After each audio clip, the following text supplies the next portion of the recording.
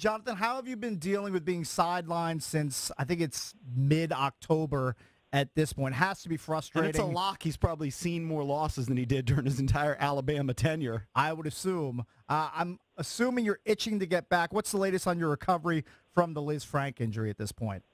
The recovery is going really well right now. You know, it's definitely hard sitting out when you want to be out there and helping your team.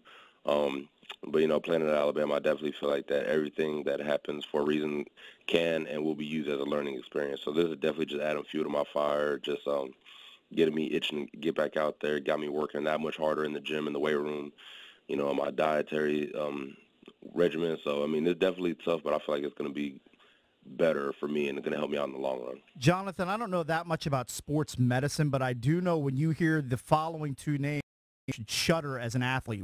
Dr. James Andrews. The other is Dr. Robert Anderson, who you saw, the foot specialist, to look over the injury. What was his diagnosis? What was the plan going forward as far as making sure this doesn't happen again going into the future so you can stay on the field in 2018? Well, you know, it was definitely just one of those freak injuries. It was really nothing that happened to really trigger the Liz Frank tear of the ligament, but he looked at it. It definitely wasn't as bad as most Liz Franks because most Liz Franks are usually a 6 to 8 month recovery, and mine's going to be a lot shorter than that, hopefully. You know, so it's going really well so far. I'm just trying to take it day by day, control what I can control, and yeah, you know, just keep a positive mindset. Talking to Jonathan Allen, Redskins rookie defensive end. What was kind of your first taste of the NFL? How would you assess your play and your welcome to the NFL moments? I loved it. I definitely feel like I belong there. I feel like I can play there at a high level. It's just on me to go out there and prove it each and every day, and I'm excited to get back. I can't wait. I just missed the game of football, honestly. You know, one of the guys who made a big step that played beside you on the defensive line, Matt Ioannidis, talk about his emergence as a second-year player. He's had to deal with some injuries as well, had to play with that club on his hand for a lot of games. Talk about how Ioannidis has developed on that defensive line.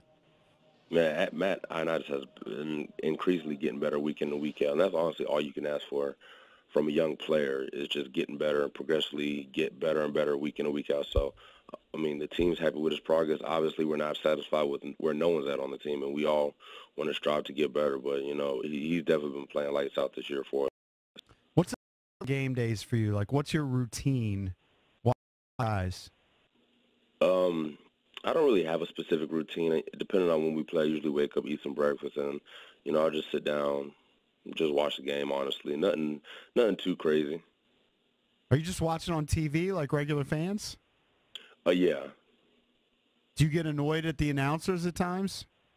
Honestly, I usually play music and I just turn the announcers down. I usually, especially when we're on defense, I just watch the D linemen, you know, look at technique, gap assignments, look at stuff like that.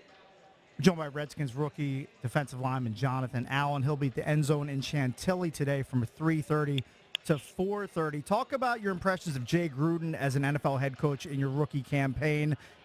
Is he easy to get along with? What's his command over the locker room? Talk about Jay Gruden. I mean, I love Coach Jay Gruden as a coach. Obviously, he's my first and only coach so far, head coach-wise. But I love him, and God cares about winning, and that's all you can ask for as a coach.